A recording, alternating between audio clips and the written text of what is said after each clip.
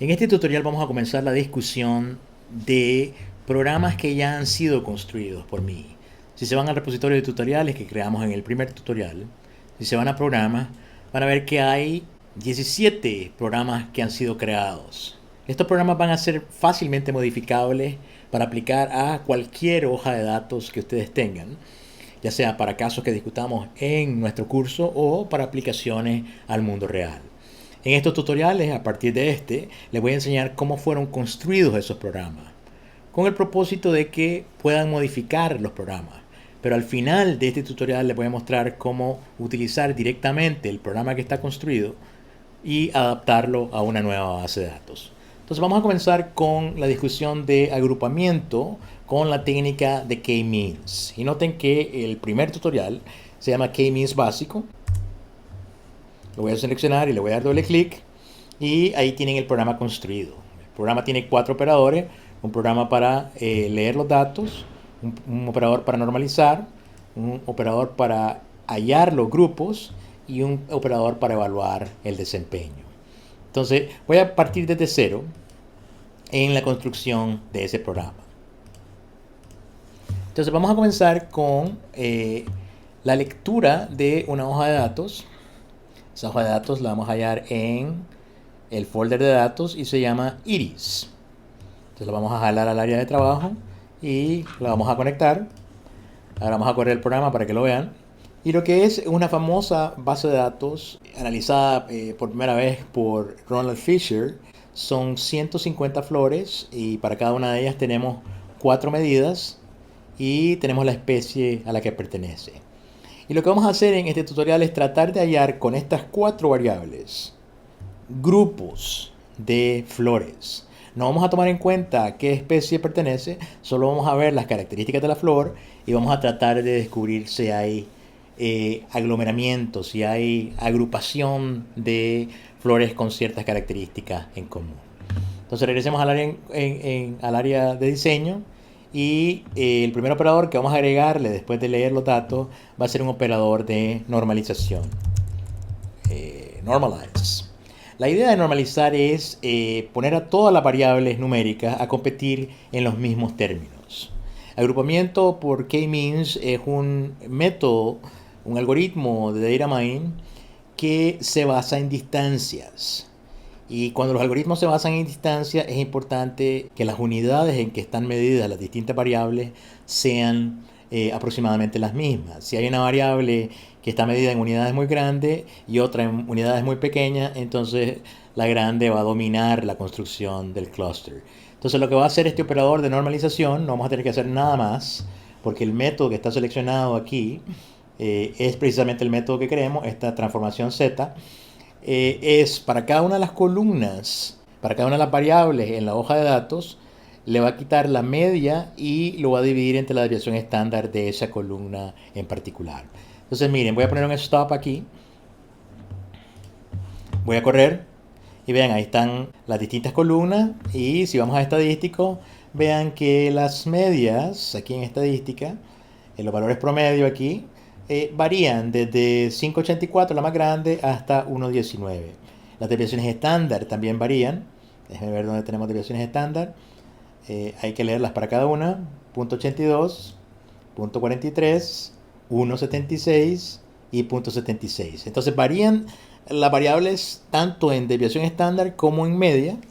Y eso podría introducir el sesgo de darle más importancia a las variables que están medidas en las unidades más grandes. Entonces lo que hace el operador de normalización es quitar la media y dividir entre la desviación estándar a cada una de ellas. Déjenme correr para que vean.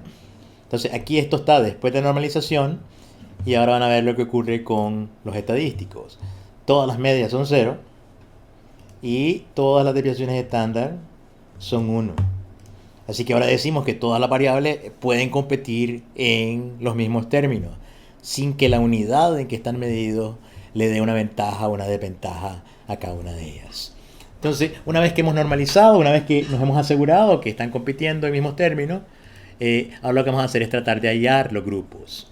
Y eso lo vamos a hallar con el operador de K-means. Ahí está. está en el folder de segmentación, de agrupamiento si quieren, y es el primero. Entonces vamos a poner k-means aquí. Vamos a ir poniendo el stop aquí para que veamos los pasos. Y ahora en el operador de agrupamiento, ¿qué es lo que tenemos que seleccionar?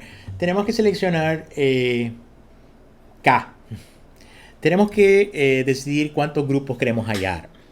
Y obviamente, si este es un ejercicio exploratorio, nunca sabemos cuántos grupos hay en los datos. Así que lo que vamos a tener que hacer es jugar con distintos valores. Vamos a probar 2, 3, 4. Vamos a decidir dónde paramos más por conveniencia que por alguna métrica estadística. Voy a discutir esto con mayor detalle en clase. Entonces, clustering, obviamente, comenzamos de 2, ¿verdad? Entonces veamos qué pasa cuando seleccionamos 2 grupos. Corremos. Base de datos sin normalizar, hoja de datos normalizada, y ahora aquí está el resultado del modelo de agrupamiento. Entonces, lo primero que reporta es, bueno, hay 2 clusters, el cluster 0 y el cluster 1.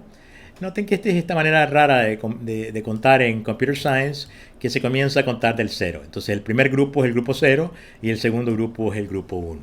Al primer grupo pertenecen 50 items, al segundo 150. ¿Qué más queremos ver? Queremos ver la tabla de centroides. Estas son las medias para las distintas variables una vez que las hemos separado en 2 grupos.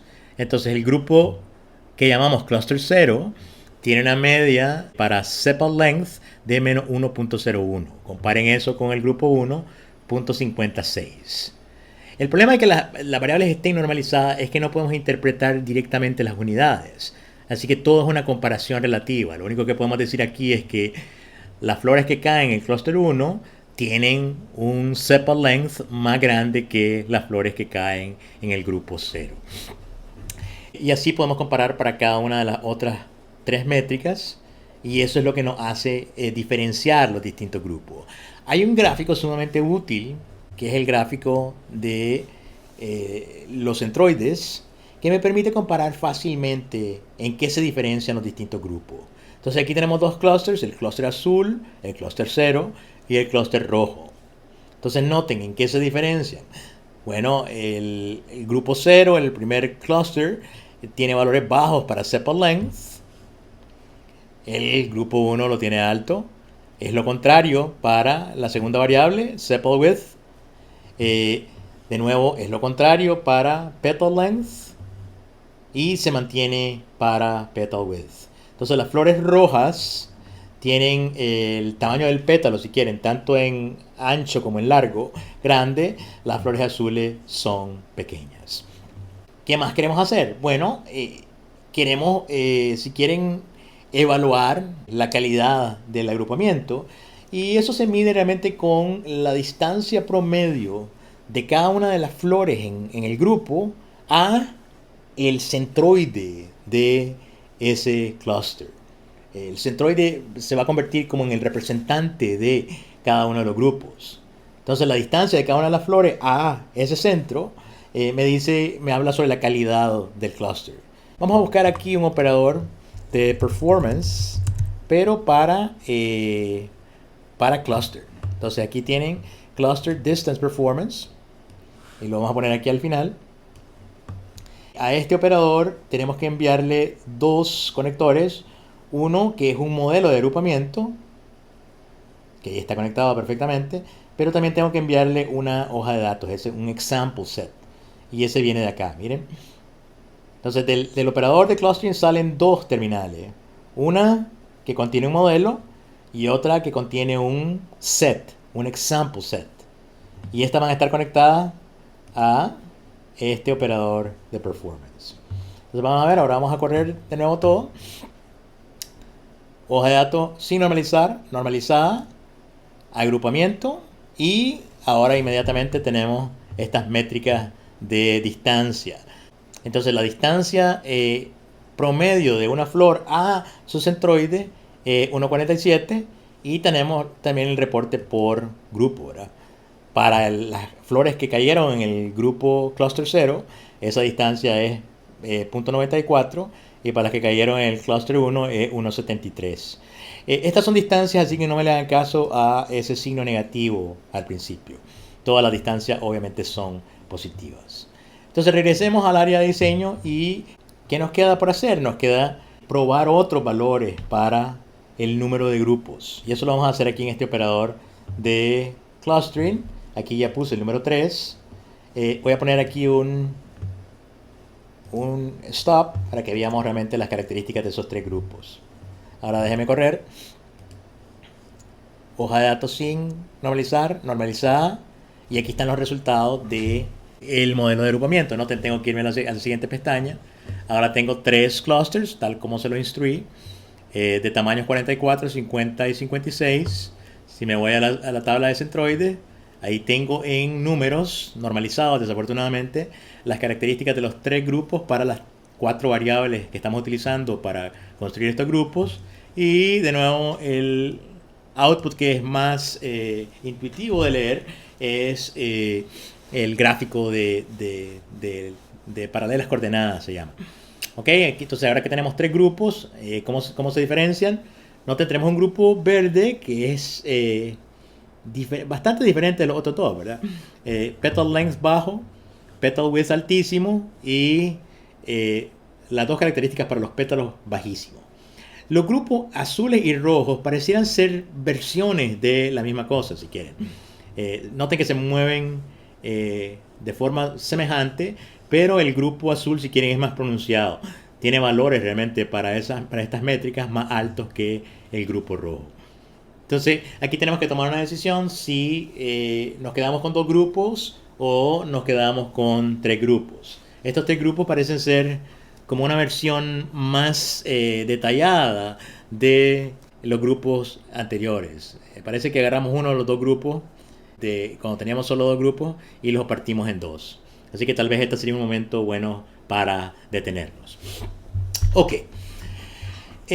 Supongamos ahora que estoy contento con estos 3 grupos. Entonces ahí terminaría mi análisis de clusters. Entonces yo podría guardar este programa, esta secuencia de operadores, y eso es exactamente lo que tienen guardado en tutoriales, programas y K-means básico 1. Ahora quiero que imaginen la siguiente situación. Nos dan una nueva hoja de datos, digamos los datos que leímos en uno de los primeros tutoriales, los datos sobre las características de las casas, y nos piden que encontremos grupos de casas. Es decir, ya no estamos interesados en las flores, ahora nos piden hacer un ejercicio de clustering para una nueva hoja de casas, de características de casas. Entonces, ahora quiero ilustrar un concepto de reusabilidad de los programas que tenemos aquí en este repositorio de tutoriales. Entonces, veamos. Aquí en tutoriales, en programas, tenemos una serie de programas construidos. El primero, si le dan doble clic, simplemente es el programa que acabamos de diseñar en este tutorial. Y está construido para la hoja de datos sobre las flores. Ahora yo se lo quiero aplicar a la hoja de datos de las casas. Entonces, ¿cómo alteraría este programa para aplicárselo a una nueva hoja de datos? Esta es la parte sencilla. Bueno, el único operador que se ve afectado por la hoja de datos es el primero, para retrieve hoja de datos. Así que lo selecciono y noten aquí dice, voy a leer los datos sobre Iris. Y aquí es donde quiero cambiar. Ya no quiero leer los datos sobre Iris.